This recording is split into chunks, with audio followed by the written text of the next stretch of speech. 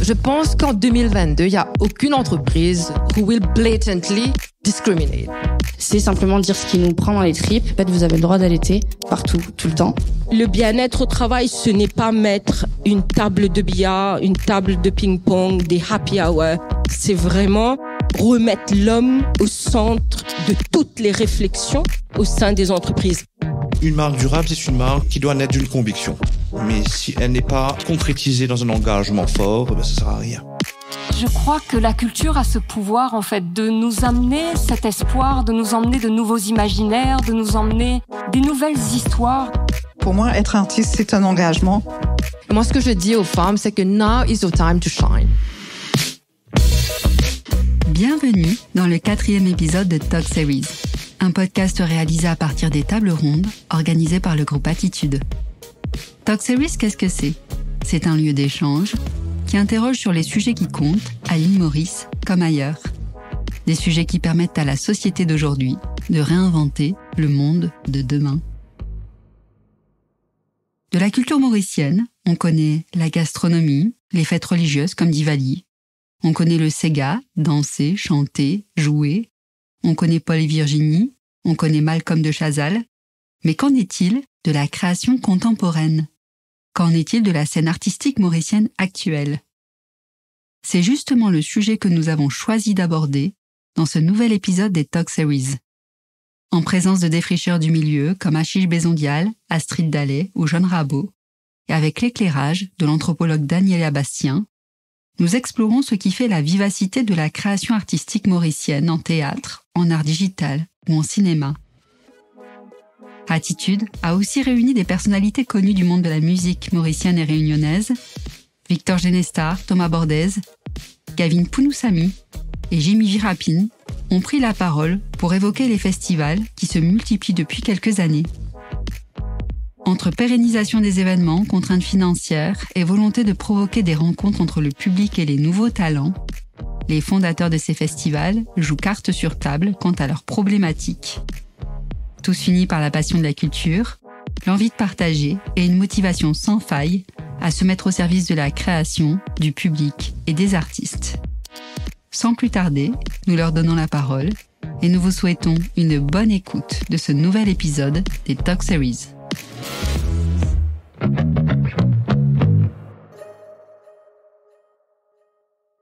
Quelle place y a-t-il pour la culture à l'île Maurice ? Pour répondre à cette question, nous vous proposons d'écouter Daniela Bastien. En tant qu'anthropologue, Daniela aime observer, décrypter, analyser. Elle nous partage l'une de ses observations qui en dit long sur les perspectives et les possibilités dans ce domaine. Ça vient d'une observation il y a un mois et demi de cela, en fin de mois. J'étais dans un grand mall qui vient de s'ouvrir et quelque chose a attiré mon attention, qui m'a fait revenir le lendemain. Vous savez, tout anthropologue, on a un petit objet, on a un enregistreur, on enregistre dans des bus, on enregistre les conversations des gens, on enregistre, on a ce besoin d'enregistrer et de réécouter. Et aussi, on a ce petit appareil où on note le nombre de passages de voitures bleues, de voitures jaunes ou de nombre de familles. Et j'étais à l'entrée de ce mall et ce qui m'avait marqué, c'était le nombre de familles qui entraient.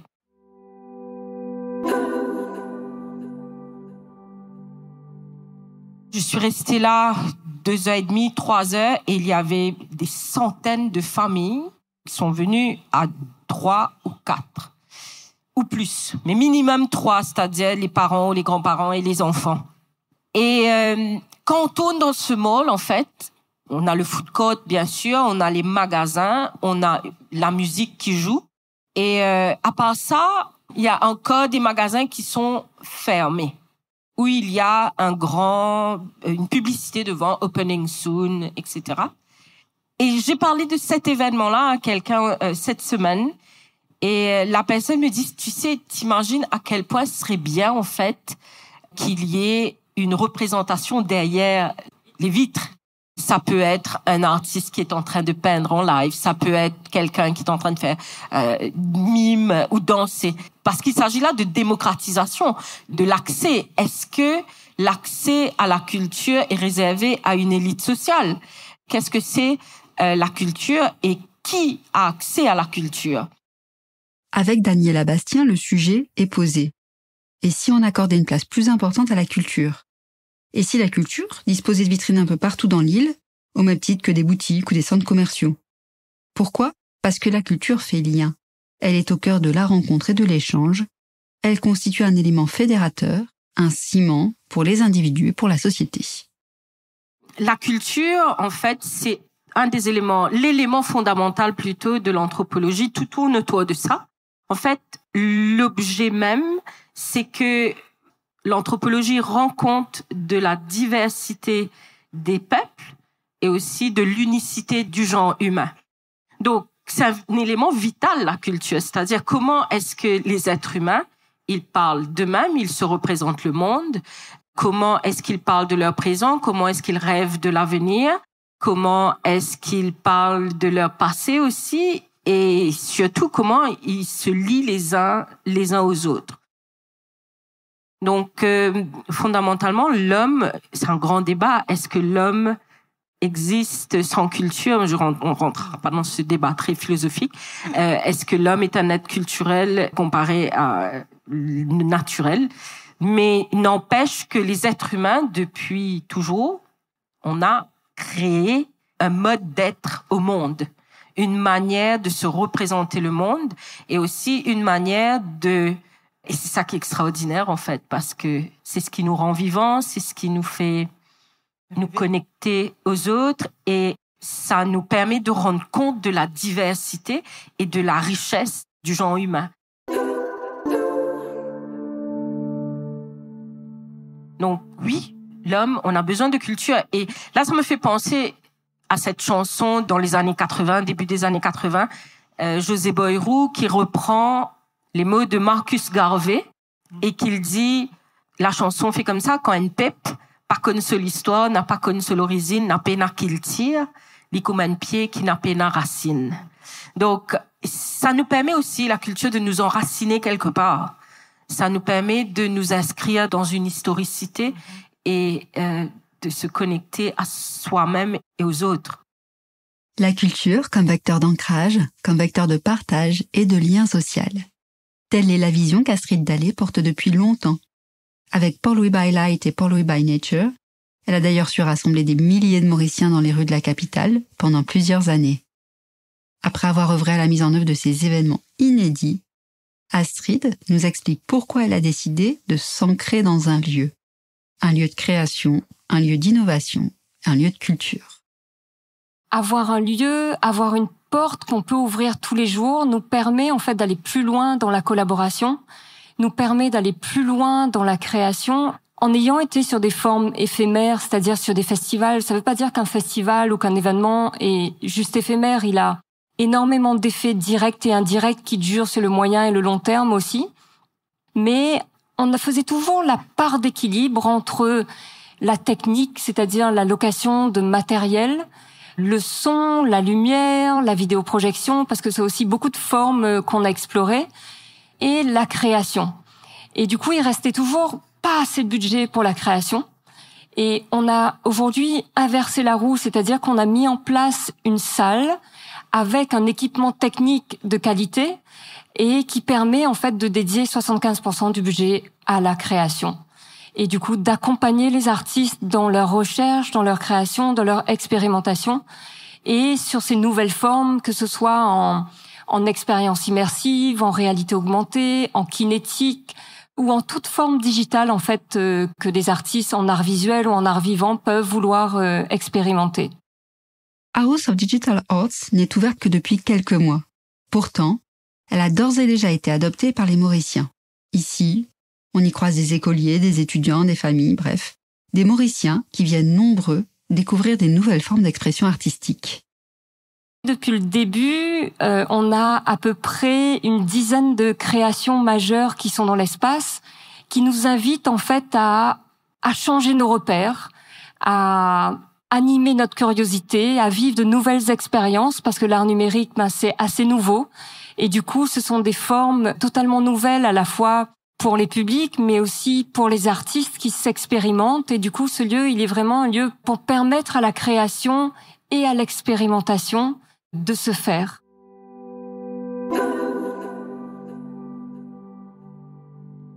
On a reçu à peu près 20 000 visiteurs, dedans avec des ONG, des écoles qui commencent à arriver. On a eu un grand mix, il y a eu autant d'enfants et d'adolescents que d'adultes. On a eu toutes les générations, on a eu Maurice dans toute sa splendeur avec une dame par exemple qui est venue fêter ses 83 ans ici. Et tout le monde sort de là avec la pêche, avec le sourire, parfois bouleversés. Et quand on leur demande pourquoi ils sont bouleversés, pourquoi ils sont chamboulés, certains nous ont répondu que ça donne de l'espoir. Et je crois que la culture a ce pouvoir, en fait, de nous amener cet espoir, de nous emmener de nouveaux imaginaires, de nous emmener des nouvelles histoires et d'animer notre curiosité, de sortir des sentiers battus et de sortir de notre quotidien, en fait. Le Codan Art Center constitue un autre lieu essentiel de la culture mauricienne. Inaugurée il y a 5 ans, cette scène consacrée au théâtre a été développée sous la houlette d'Ashish Bezondial. En se voulant ouvert et accessible à tous, le Codan Art Center a ainsi replacé le spectacle vivant au cœur de la capitale. Il donne aujourd'hui accès à la création théâtrale, un univers plutôt peu connu des Mauriciens. Je crois que le Codan Art Center est venu à un moment propice. On avait 2 théâtres à Maurice qui sont fermés pour cause de rénovation, etc. Et quand la décision a été prise de construire le Codan Art Center, je me souviens, René Léclésio, à ce moment, avait dit « Avec l'offre viendra la demande ». Au début, il y a plusieurs personnes qui n'y croyaient pas, qui se disaient peut-être c'est trop tôt pour l'île Maurice d'avoir un centre d'art, d'avoir un théâtre. Mais je pense 5 ans après, on voit quand même le response qui est très positif, que ce soit du public, mais aussi des artistes.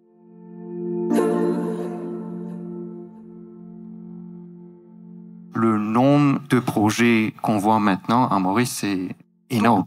J'aimerais dire, c'est pas juste au Codan Art Center. Comme tu as souligné tout à l'heure, je pensais un peu à travers l'île.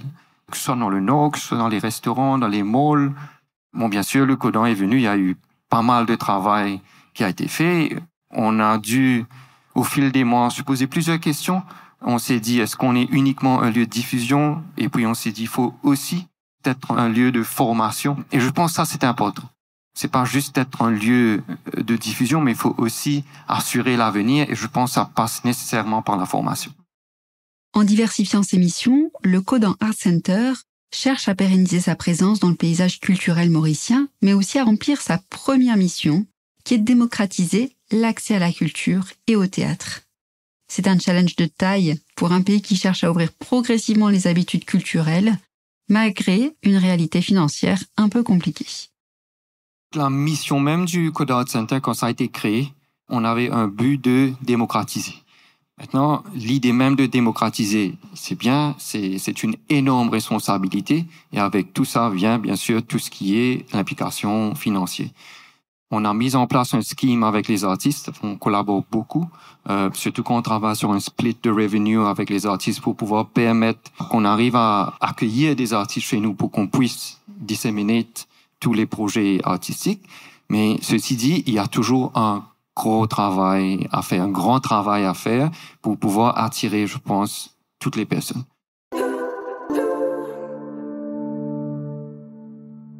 C'est vrai qu'il y a plusieurs événements qui se font à travers l'île. Venir dans un théâtre n'est pas nécessairement dans notre culture. Il y a peut-être une génération, voire même 2 générations qui n'ont pas eu accès dans un théâtre, qui ne connaissent pas en fait c'est quoi un théâtre. Je me souviens tout récemment, on a eu la visite des écoles primaires et je me souviens la première question que les enfants m'ont posée, c'était est-ce qu'ils nous donnent la salle cinéma? Ça nous concerne tous comme acteurs culturels si les enfants viennent dans une salle de théâtre et pensent qu'on est dans une salle de cinéma. Ceci dit, il y a toujours toute cette volonté d'ouvrir les portes, mais il y a quand même l'autre réalité financière. On a essayé, nous, d'avoir plusieurs événements. Donc, la programmation est vraiment calée. On est chanceux, on est heureux dessus. Donc, il y a des événements qu'on, délibérément, on décide d'avoir un prix moyen pour qu'on puisse faire entrer plusieurs personnes. Avec les élèves, on travaille un prix très réduit pour qu'on puisse leur donner accès. Donc, il y a plusieurs schemes qu'on est en train d'essayer de mettre en place. Le Code Art Center est un lieu privé. Je pense qu'il nous faut aussi avoir beaucoup de soutien pour ouvrir les portes à tout le monde. On est dans un pays où l'État ne finance pas nécessairement la culture, et je pense que ça, c'est un problème. Je pense que c'est un peu la responsabilité de l'État de contribuer aux lieux culturels, comme c'est le cas à La Réunion d'ailleurs, juste à côté. Et je pense qu'il nous faut avoir un plan de financement quelque part. La diversification et l'accessibilité de l'offre, l'évolution des habitudes, la question du financement de la culture sont autant de problématiques qui se posent à l'ensemble des acteurs de la création. Malgré les difficultés et le manque de moyens, certains arrivent pourtant à tirer leur épingle du jeu. C'est notamment le cas de John Rabot, qui a remporté un vif succès avec son film Blue Penny, sorti en mars 2023. Le réalisateur tente d'analyser et d'expliquer ce qui a créé le phénomène Blue Penny. À Maurice, on n'a pas eu l'habitude de voir des films mauriciens. On en a vu de plus en plus depuis, je dirais, une dizaine d'années, de manière constante. C'est plus des événements qui arrivent une fois de temps en temps, ça arrive un peu plus régulièrement. Donc il y avait un vrai travail à faire pour communiquer là-dessus, pour amener le public en salle. Ça me fait penser à un festival où j'ai été il y a une dizaine d'années en France, à Clermont-Ferrand, qui possède le plus grand festival de court-métrage au monde. J'ai fait une semaine au festival avec un court-métrage, je croisais des gens, et je croisais une vieille dame qui habitait Clermont-Ferrand, qui était à la retraite, et le festival existait à ce moment-là depuis à peu près 35 ans, et cette dame vient au festival tous les ans depuis 30 ans. Donc c'est pas parce qu'elle est retraitée qu'elle vient maintenant pour trouver une occupation, c'est dans ses habitudes. Elle vient, il y a le festival une fois par an, ça attire des centaines de milliers de personnes, c'est un très gros événement, et elle vient, elle achète son petit carnet de tickets pour aller voir les projections pendant une semaine.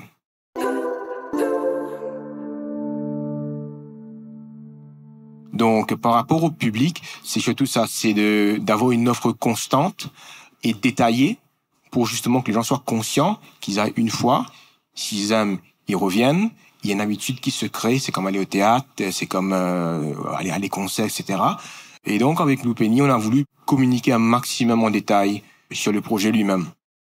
Pour les gens, il y a eu des interviews des comédiens, de l'équipe technique. On a parlé des partenaires qui nous ont soutenus. On a montré un peu l'envers du décor. On a communiqué de manière structurée sur le film. C'est-à-dire, on a montré une affiche, on a montré un making-of, on a montré une bonne annonce, graduellement échelonnée pour que ça commence à s'installer. Mais est-ce qu'une communication réussie suffit pour créer un succès cinématographique ? Évidemment, non. Avec Blue Penny, John Rabot illustre la conjonction de facteurs qui mènent au succès. Il parle ainsi de qualité, d'originalité, mais aussi de rencontre avec le public. Je pense qu'il y a deux éléments. C'est qu'au départ, il y a eu un vrai effet de curiosité, parce que l'offre qu'on proposait n'était pas commun en matière de cinéma, c'est-à-dire que la plupart des longs métrages qui ont été faits à Maurice étaient généralement des drames ou des comédies, des adaptations littéraires. Il n'y a pas eu de thriller ou de films de genre ou voilà. Et la qualité de l'image, je dis pas la qualité en termes de bon ou mauvais, mais le style de l'image, la lumière, l'ambiance, la musique, le travail du son n'était pas commun. Donc pour moi, je pense qu'il y a eu un premier effet de curiosité, aller voir c'est quoi.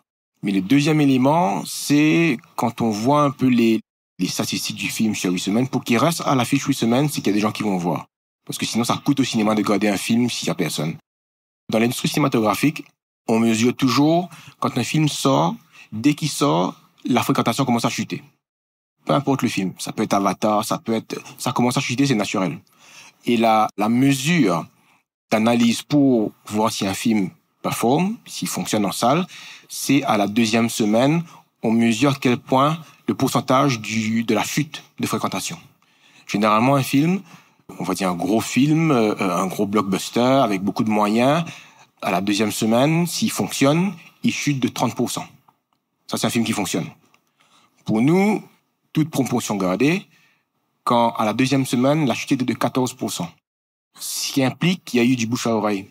C'est-à-dire que après l'effet de curiosité, après la première semaine, les gens en ont parlé, et la tendance a à peine fléchi, c'est que les gens continuent à en parler, parce qu'une fois qu'on a communiqué, la communication, son impact, c'est principalement avant la sortie. Une fois que c'est sorti, les gens ont vu, les gens en parlent, s'ils aiment pas. Et le reste, ça dépend du bouche à oreille. Donc, je pense que c'est pourquoi on a voulu à ce point structurer la communication, bien mettre en avant le film, et après, on croise les doigts. Si les gens aiment, ils vont en parler et il va rester, voilà. À propos du film Blue Penny, l'anthropologue Daniela Bastien va même jusqu'à évoquer la question de l'appropriation, qui serait au cœur de la transmission et de l'échange que souhaite instaurer la création artistique. Le phénomène Blue Penny, le moment où on a autorisé des personnes à communiquer sur leur part, même ils se sont appropriés le film. Et ils ont commencé à en parler. C'est la même chose pour House of Digital Art. Ça, c'est intéressant quand on parle d'offres culturelles aussi. Des personnes, moi j'ai vu sur TikTok, des jeunes qui quittent le Victoria Urban Terminal, qui marchent et qui se filment, qui payent et qui viennent là. Et d'un coup, dans la salle immersive, quand ça commence, ils se jettent par terre et se mettent à filmer. Et on a quand même 20-25 minutes de live sur TikTok. À partir de là, des personnes que l'on ne croyait pas venir à House of Digital Art, ils ont entendu parler de House of Digital Art. Et c'est là, je crois, qu'il faut faire attention aussi, parce souvent on va dans les clichés, le Mauricien il veut pas sortir, le Mauricien il va pas bouger pour aller voir un film mauricien, difficilement il va consommer mauricien. Je pense que le Mauricien il a envie, mais le lien entre ce qu'on lui donne et comment est-ce qu'il se l'approprie, je crois que c'est ce lien qu'il faut construire et comprendre.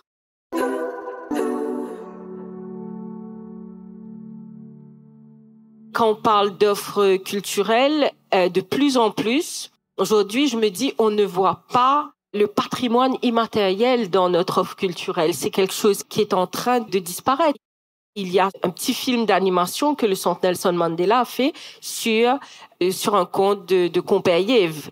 C'est ce qui rattache tous les Mauriciens, c'est ce patrimoine immatériel et les gens, ils se connectent directement à une histoire de Tizan, Compère-Yves, Compère Zako, et même les sirandanes, les proverbes, les comptines.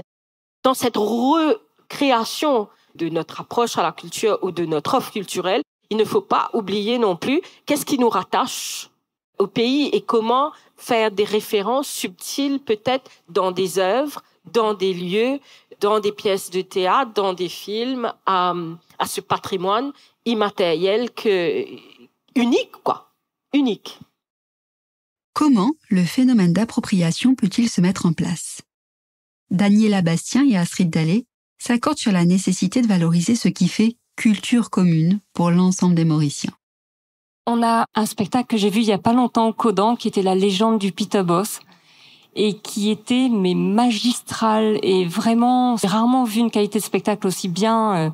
En fait, j'ai vu une salle qui était remplie. À partir du moment où on se réapproprie nos histoires, nos imaginaires, notre commun. Pourquoi est-ce que le festival Port-Louis a fonctionné? Évidemment, il y avait des prestations artistiques de qualité, les artistes ont pu réinventer, agir aussi sous de nouvelles formes, sur des formats magistraux également.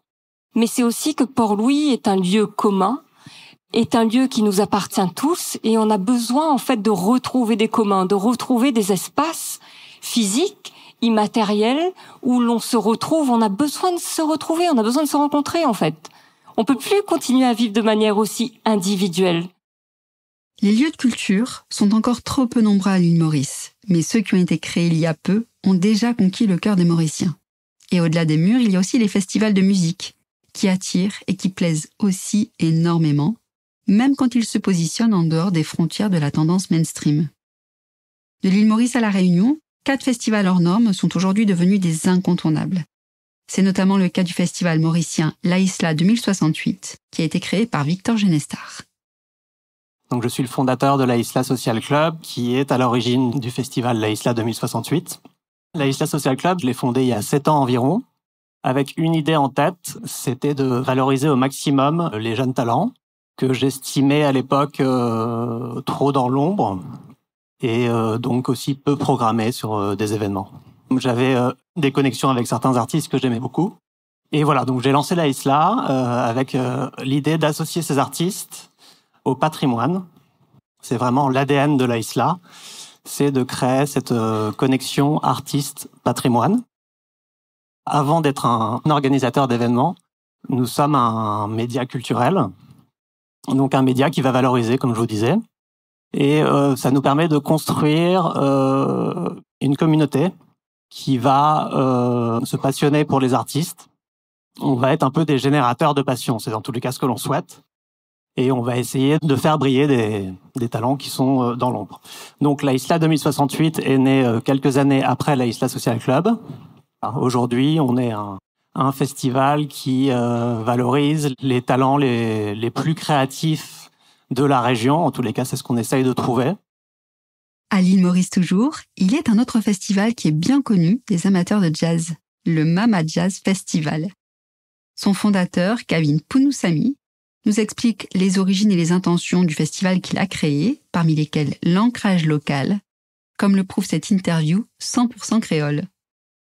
Donc, Mama Jazz, comment se trouver, un festival assez relax qui existait depuis 2016 et qui, me pensais, profite de l'expérience qui moi-même dans faire spectacle, donc depuis concerts, depuis théâtre, c'est un peu film aussi. Et au sein de l'équipe coproducteur qui nous a assez chanceux que je t'y formé, même jusqu'à un niveau universitaire en fait. Donc, nous commençons comme ça. Tu as une étude des arts, puis grandi quand tu es enfant, dans un bain que tu as la musique engagée, tu as déjà un réel bouillonnement.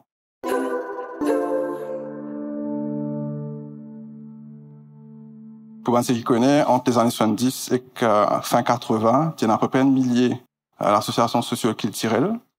Et thème-là, tu vraiment veux dire, l'équipe d'Imoun, le territoire, depuis ça 130 villages qui viennent là, ça 4 la ville qui viennent là, depuis capitale lui-même, divisé en ce ward, que d'Imoun, tu peux célébrer, on va dire, de diversité à un niveau, comment dire, microcosmique, sans nécessairement, une réelle, l'attention médiatique nationale, mais pour l'époque, à un moment que tu arrives dans la ville comme Rosil, que tu es dans Plaza, quand ça arrive dans Pau-Louis, quand c'est un théâtre Pau-Louis, à l'époque, ou qui a Pipe, ce salle des fêtes qui est quand même très connu, entre autres. Donc là, tu as un petit, on va dire, un highlight, en fait. Donc, trouve ce senti et ce gain un rayonnement national. Et là, Mama Jazz, il vient depuis, moi, estimé, les continuités, un mouvement qui commençait avant l'indépendance et qui peut continuer, et qui, on va dire, assez réaliste.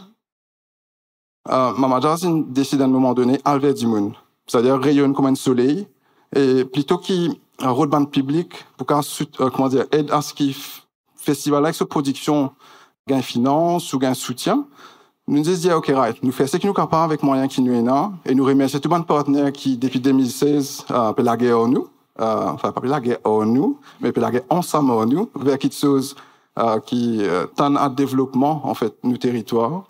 Et que nous comptons qu'il y a toujours un camarade qui est aussi causé, qui est là aussi. Dans un tout autre genre, l'Underground Rock Festival souffle cette année sa 7e bougie. Jimmy Verapine nous en dit un peu plus sur l'évolution de l'événement depuis sa création.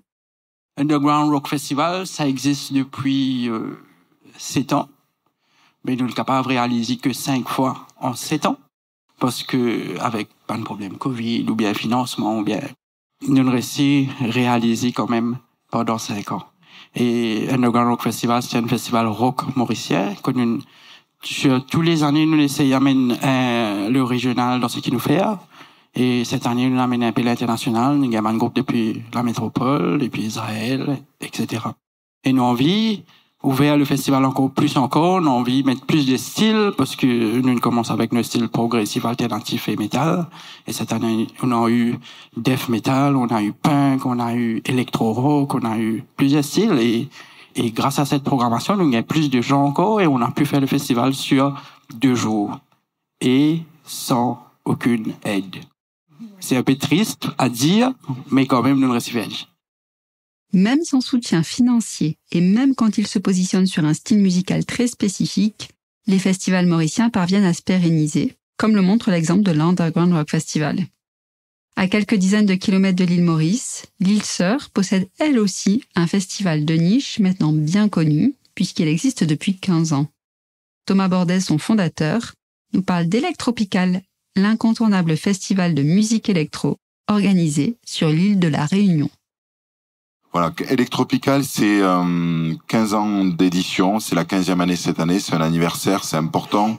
On a fait les 5 ans avec Jeff Mills, on a fait les 10 ans avec Vitalik, avec Carl Craig. Cette année, je vous le dis parce que on va l'annoncer demain, on invitera Céron. Céron, c'est le grand papa de la disco et de la French Touch dans le monde entier. C'est 15 ans, mais c'est pas un travail qui est fait tout seul, c'est un travail qui est fait en équipe et j'ai une très très bonne équipe. On n'a pas la science infuse, on a pris des gamelles, on s'est relevé, on a bataillé. Et ce qui nous permet aussi d'arriver aux 15 ans et de gagner la confiance de nos partenaires, publics, privés, mais aussi et surtout du public. Et un gros travail qui est fait depuis de longues années avec ce que j'appelle la matière première, ce qui va apporter la fusion, c'est les artistes. Electropical fête cette année ses 15 ans. Le médiatique Sakifo soufflera ses 10 bougies en 2024. Comme le montrent ces exemples, les festivals réunionnais existent souvent depuis plus longtemps que ceux de l'île Maurice. La raison de cette antériorité est peut-être à chercher dans la problématique du financement. Comme l'évoque Thomas Bordez, le modèle économique de son festival réunionnais repose sur 3 piliers. Les financements publics, les financements privés, sponsoring, et les recettes. D'où la différence avec le modèle mauricien.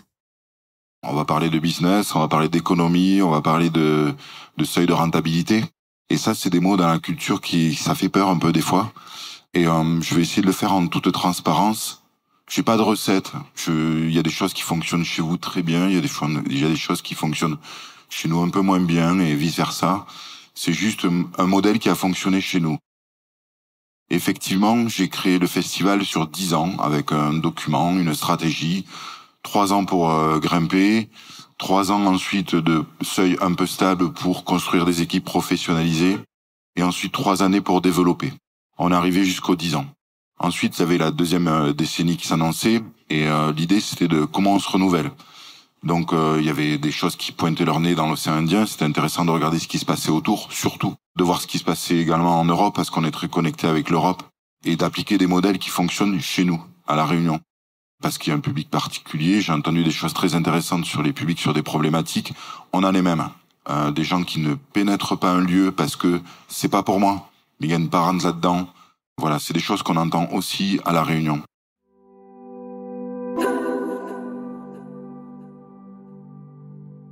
Sur le modèle économique, moi je pense que ça part du lieu, du territoire, et que le politique, il est fondamental. Parce que un événement, quel qu'il soit, de n'importe quel secteur, c'est un événement qui va parler du territoire, de sa population, de sa culture, de son histoire. Et ça va être répercuté à l'extérieur, au niveau régional peut-être, mais aussi à l'extérieur. Et on l'a vu, le formidable exemple, c'est le Covid. À La Réunion, j'avais pour habitude de dire, pendant le Covid, le seul élément de communication positive, c'était les événements qu'on faisait en digital avec nos artistes et qu'on répercutait à l'extérieur parce que les gens ils avaient que ça à faire, ils écoutaient des concerts à la maison. La culture, c'est un formidable outil de communication positive. Et nous, on a la chance, parce que on a travaillé longtemps sur le territoire, on a galéré, on a bataillé, etc., d'avoir une ville comme Saint-Denis qui nous soutient désormais sur 3 ans. On a signé une convention cette année, c'est un exploit, Cocorico, 3 ans de convention. Ça permet de pouvoir travailler sereinement sur un plan à 3 ans. Déjà, on a une visibilité. Ça permet à la ville aussi d'être sereine, de se dire, OK, on leur fait confiance, on va leur donner un budget, et nous, on va contrôler, tout simplement. Alors notre budget, il n'est pas pléthorique. C'est une recette que j'ai vue à peu près sur plusieurs festivals, que ce soit en métropole ou à La Réunion. Je sais pas comment ça se passe ici, mais visiblement, ça a l'air plus complexe avec le politique. Et pourtant, tout part de lui. Nos recettes, c'est 1/3 de financement public, État, région, ville. Alors on a la chance d'être en France, d'être soutenu, mais c'est pas non plus Byzance. C'est 1% du budget national à la culture, 1/3 de financement privé mécène, 1/3 de billetterie recette. Modèle vertueux qui permet, si l'un ou l'autre de ces parties tombe, on meurt pas. J'ai déjà perdu des gros partenaires, ça nous faisait un peu mal, mais ça ne nous tuait pas. En revanche, on sait que si un projet est financé à 100% par une collectivité, si la collectivité arrête du jour au lendemain, c'est politique, c'est clair, un changement politique, c'était pas ma vision, j'abandonne ce projet, il meurt. Voilà, donc c'est pas une recette qui est forcément applicable partout, parce que je sais bien qu'il n'y a pas des aides partout comme ça. Mais en tout cas, on a la chance d'avoir des gens en face de nous, publics, mais aussi privés, parce qu'on a aussi des privés qui s'engagent sur 3 ans maintenant. On a aussi des partenaires privés qui sont historiques, qui ont compris le lien à travers un festival qu'ils pouvaient avoir avec une ville ou un territoire et un public. En termes de dépenses, c'est pareil, c'est un tiers, c'est un tiers de technique, son, technique, lumière, etc. Un tiers de personnel, les équipes chargées de prod, sécurité, etc., etc. Et un tiers d'artistique. C'est ce que je retrouve, même si je fais pas exprès, c'est ce que je retrouve plus ou moins sur mon festival, mais aussi sur d'autres festivals. Alors le modèle mauricien est beaucoup plus simple dans sa représentation, mais beaucoup plus complexe à pérenniser, compte tenu de l'absence d'aide publique. C'est notamment ce qu'évoque Jimmy Virapine, qui est le directeur de Culture Events et le fondateur de l'Underground Rock Festival. Comment financer vos festivals? Ben, c'est vous, le public, qui finance mon festival. C'est tout. Il n'y a pas de grande recette pour ça, parce qu'ici à Maurice, on n'a pas d'aide du gouvernement, on n'a pas d'aide de rien, et surtout que si on n'a pas de permis, on n'a pas de soutien. Donc, du coup, rien, zéro sponsoring, zéro finance, ouais. Et tout ce qui finance mon festival, c'est le public. Et merci pour ça. De son côté, Victor Genestar a réussi à diversifier les sources de revenus de son événement. Grâce à ses partenaires publics et privés, le festival La Isla 2068 peut fonctionner sur un modèle différent de celui de l'Underground Rock Festival ou du Mama Jazz. Sur le festival, on a, pour être assez rapide, on a 3 piliers qui sont plus ou moins de poids égal. Le public, bien entendu. Le festival aujourd'hui est très ambitieux dans sa programmation et on a besoin concrètement d'au moins 2000 billets vendus pour pouvoir survivre et être là l'année d'après. À côté de ça, c'est le sponsoring. Et effectivement, on a la chance d'être accompagné depuis le début de l'aventure par des sponsors qui sont fidèles et qui partagent notre vision. Notre vision, concrètement, c'est valoriser la destination Île-Maurice et valoriser les artistes, comme je vous ai dit tout à l'heure. Donc, c'est une vision très positive, c'est un festival très ensoleillé. Et donc, on a la chance, pour les citer, que les Hôtels Attitude sont notre partenaire principal, mais aussi la MTPA. Alors, la MTPA, ça a été un peu un exploit parce que ça fait des années qu'on essayait. À côté des recettes provenant du public et du sponsoring, Victor Genestar évoque un 3e pilier de financement qui constitue également un point de friction avec les autorités mauriciennes. C'est un point dont on n'a pas du tout parlé, mais qui est très urgent aujourd'hui. Donc, c'est les bars, c'est l'alcool, un point essentiel pour un festival. Beaucoup le savent, mais la dernière édition du festival, on a eu 48 heures avant le festival une interdiction de vente de l'alcool. Et à ce jour, je peux pas vous garantir que la prochaine édition qui aura lieu en mai 2024 au Château de la Bourdonnais, on ne sait pas jusqu'à quelle heure aura lieu l'événement, on ne sait pas si on aura le droit de vendre de l'alcool, et on ne sait pas si tout court l'événement pourra avoir lieu, parce qu'à tout moment, ils peuvent débarquer et couper le son. Et en tous les cas, si on a une réponse des autorités, ce sera à 2 ou 3 jours de l'événement. Compte tenu des freins imposés par les autorités, ces festivals ont tous la même priorité, qui est d'attirer et de diversifier leur public. Mais comment faire pour allier la spécificité d'un positionnement de niche avec le développement de l'attractivité? L'ouverture sur l'étranger est aujourd'hui l'une des stratégies développées par Jimmy Virapine. Après avoir invité des artistes d'horizons variés, il souhaite maintenant exporter les talents mauriciens dans tout l'océan Indien, mais aussi sur des scènes internationales. Sur Culture Events, il n'y a pas que Underground Rock Festival. Il y a aussi Tourisme un peu fou. Oui, bien sûr. Un autre festival qui s'appelle le One Live Music Festival, qui revient. On a failli le perdre celle-là en route, mais on a voulu faire 2 jours cette année, mais malheureusement, encore une fois, je ne sais pas comment vous faites ça, mais moi, je frappe à des portes, mais malgré ça, j'ai des réponses positives, oui. Pas nécessairement financières, mais il y a des aides. Donc, pas toutes les aides qui peuvent être financées. Il y a des aides aussi avec les prestataires techniques, il y a des aides même avec les artistes, on doit essayer de trouver une solution, comment on peut faire tout ça exister. Et j'ai essayé de faire un autre truc qui s'appelle le métal en mai, mais malheureusement, ça n'est pas une réciné. Mais on n'a pas pu le faire. Le jour de mon festival, juste avant d'ouvrir les portes, la police est venue m'interdire. Non, la dernière balance, on nettoyait la cour, la scène, etc. On fermait les portes pour accueillir les gens. Mais au lieu des gens, c'est la police qui est venue et qui a tout arrêté. Et on n'a pas pu le faire. On a accueilli 2 groupes de La Réunion. Il y avait Lomo et Warfield. Et à Maurice, il y avait Revolt et Rayoshi. Et du coup, on a fait le plateau à La Réunion grâce à nos amis réunionnais qui nous ont accueillis là-bas.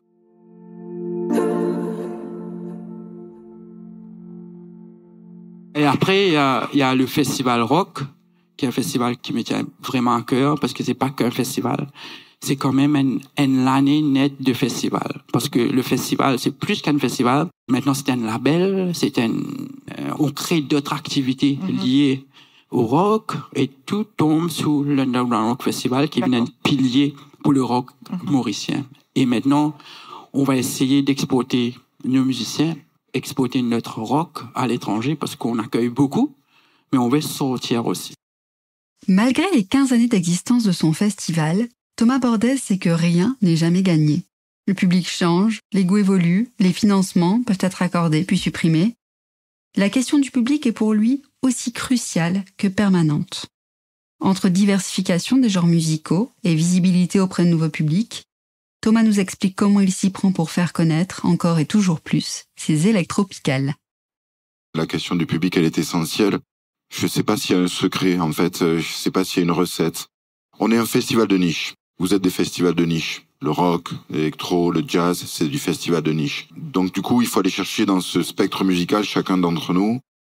Sur le secteur des musiques électroniques, on a investi un champ musical, un spectre musical très large. Donc on a segmenté en 3 grandes familles qui sont le rap, le sound system reggae et la musique électronique. Et là-dedans, on allait chercher des chapelles. Donc on va chercher des publics comme ça en proposant chaque fois une tête d'affiche sur chaque secteur musical. J'ai mis plus de 10 ans avant de trouver cette recette qui fonctionne. Jusqu'à quand, je sais pas, parce que les publics changent, parce que les habitudes changent, comme nous tous. Et après, on va travailler sur le territoire. Donc on fait des actions qui à l'origine, c'est pas tellement destiné pour aller chercher des publics, mais c'était plutôt pour aider les artistes à grandir avec nous.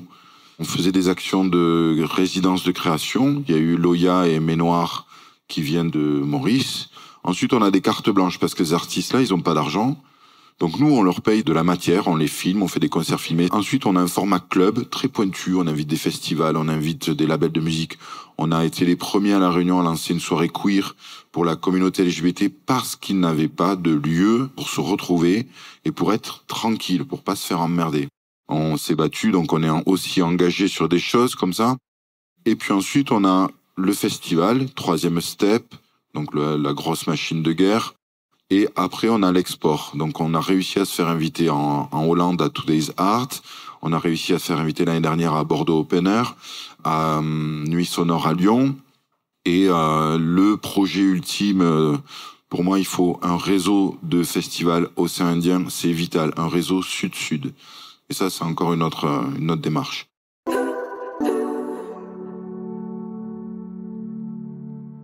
Il faut convaincre que même si c'est de la découverte sur l'image de marque du festival, on peut venir les yeux fermés. Ça, c'est la meilleure chose. Donc, convaincre sur de la qualité de programmation. Autre exemple, il faut casser les codes, il faut péter des portes. On a investi un endroit qui s'appelle le quartier des Camélias à Saint-Denis, quartier populaire. On y a mis de l'art digital, hyper pointu. Donc c'était des lotus qui font 4 mètres de large, il y en avait 6 pendant 3 jours. Et là on m'a dit, mais Thomas, tu es fou, tu vas te faire désosser tes installations qui coûtaient pas mal d'argent quand même. C'est un quartier, c'est cagnard, tout ça, là. Non, faut faire confiance aux gens, faut aller chercher, faut convaincre, faut aussi se présenter, faut pas attendre qu'ils viennent. Et on est allé dans ce quartier et on a été accueillis comme jamais. Un vernissage d'anthologie préparé par les habitants, qui nous ont avoué qu'ils en avaient marre d'avoir des choses, des sortes d'animations, comme si c'était un peu allez, on vous fait un truc, mais c'est cheap, donc on fait parce que c'est le quartier des Camélias. Donc là, on leur a amené une vraie installation de notoriété nationale, européenne, et ils étaient très fiers parce que ça se passait chez eux. Donc ça, voilà, il faut casser, il faut faire des expériences. Et il y a que le public, la politique et les partenaires qui peuvent favoriser ce genre de projet. Vous imaginez bien que j'ai pas inventé l'argent pour les faire. Mais ça permet, voilà, de casser les codes, quoi. C'est ainsi que s'achève le 4e épisode des Talk Series, consacré à la culture et à la création artistique mauricienne. Encore une fois, nous tenons à remercier l'ensemble des intervenants de cette table ronde qui sont venus enrichir la réflexion avec leurs analyses, leurs expertises et leurs retours d'expérience. Si vous avez aimé cet épisode, n'hésitez pas à nous laisser vos petites étoiles, vos commentaires et surtout, à vous abonner pour ne pas rater les suivants. Ce podcast vous est proposé par Attitude. Il a été conçu par Fleur Chrétien et réalisé par Monkey Sound Studio.